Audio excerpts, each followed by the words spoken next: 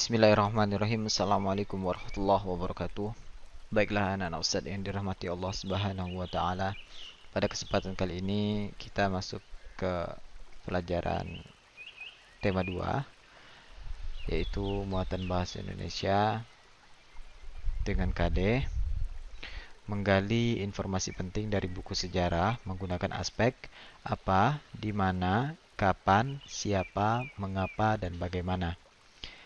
Nah, ini sudah saya jelaskan sebagian di tema 1 ya. Jadi mohon antum lihat kembali video yang saya berikan pada tema 1 dulu. Jadi pada kesempatan kali ini Ustaz fokus kepada menggali informasi penting dan kata baku. Karena kata baku itu merupakan indikator dari KD 3.4 bahasa Indonesia ini. Menulis informasi penting suatu teks menggunakan kalimat efektif. Kita dapat menuliskan kembali informasi penting yang terdapat dalam suatu teks. Hal tersebut dapat memudahkan kita untuk mengingat informasi yang sudah kita temukan dalam suatu teks. Akan tetapi, kita perlu menuliskan kembali informasi tersebut menggunakan kalimat efektif. Kalimat efektif adalah kalimat yang memiliki susunan sesuai kaidah bahasa Indonesia yang tercantum dalam PUEBI atau Pedoman Umum Ejaan Bahasa Indonesia dan menggunakan kata yang sesuai. Kalimat efektif memiliki susunan yang berurutan, yaitu subjek yang artinya adalah pelaku yang melakukan perbuatan, kegiatan, tindakan, atau aktivitas tertentu. Subjek biasanya berupa kata benda seperti nama orang, binatang, tumbuhan, dan benda. Predikat. Predikat ialah tindakan atau kegiatan yang sedang dilakukan oleh subjek. Objek.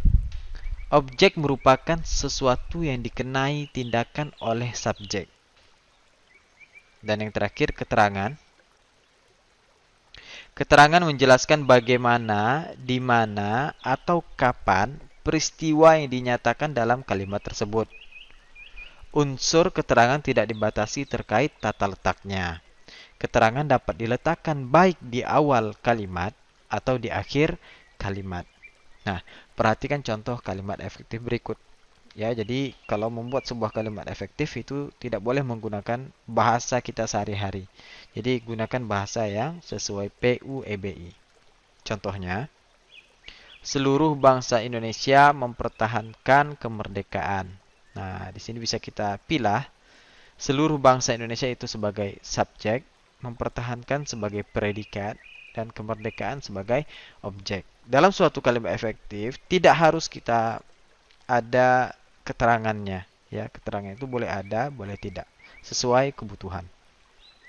Yang kedua contohnya, Insinyur Soekarno dan Dr. Andes Muhammad Hatta memproklamasikan kemerdekaan Indonesia di Jakarta. Nah, Insinyur Soekarno dan Dr. Andes Muhammad Hatta itu sebagai subjek, memproklamasikan itu sebagai predikat, ya, karena memproklamasikan berarti sedang melakukan. Kemerdekaan Indonesia sebagai objeknya dan Jakarta adalah tempatnya atau keterangan. Nah, kita lanjut ke kata baku dan kata tidak baku. Kata baku adalah kata yang ditulis dan disusun sesuai dengan PUEBI atau Pedoman Umum Ejaan Bahasa Indonesia. Ini ada kamusnya, ya. Jadi tidak bisa kita sembarangan menggunakan bahasa Indonesia karena sudah ditentukan sebuah kata penulisannya seperti apa. Kata baku digunakan dalam situasi resmi. Contoh kata baku dan kata tidak baku berikut ya yang sering kita temukan dalam kehidupan sehari-hari. Ada 5 di sini. Nasihat itu kata baku, sedangkan kata tidak bakunya nasihat. Kata tidak baku dari apotek adalah apotik. Jadi yang benarnya apotek, ya.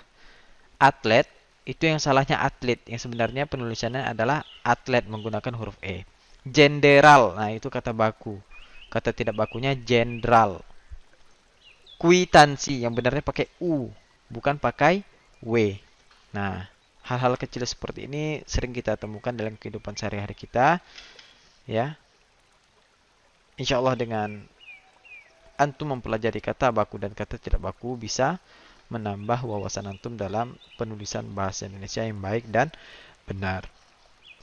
Nah, mungkin demikian materi yang dapat Ustaz sampaikan pada kesempatan kali ini, tidak banyak karena sebagian sudah Ustaz jelaskan di tema 1 ya, tentang 5W1H. Jadi sekarang kita langsung masuk ke latihan soal. Silahkan dikerjakan di buku tematiknya. Kerjakanlah sesuai dengan waktu yang telah ditentukan. Jangan sampai antum lambat mengerjakannya. Jika ada kendala, mohon sampaikan ke Ustadz. Ya, demikian materi yang dapat saya sampaikan. Jika ada salah Ustadz, mohon maaf. Kita tutup dengan doa kafaratul majelis. Subhanakallahumma wa bihamdika asyhadu an la ilaha illa anta astaghfiruka wa atubu ilaik. Assalamualaikum warahmatullahi wabarakatuh.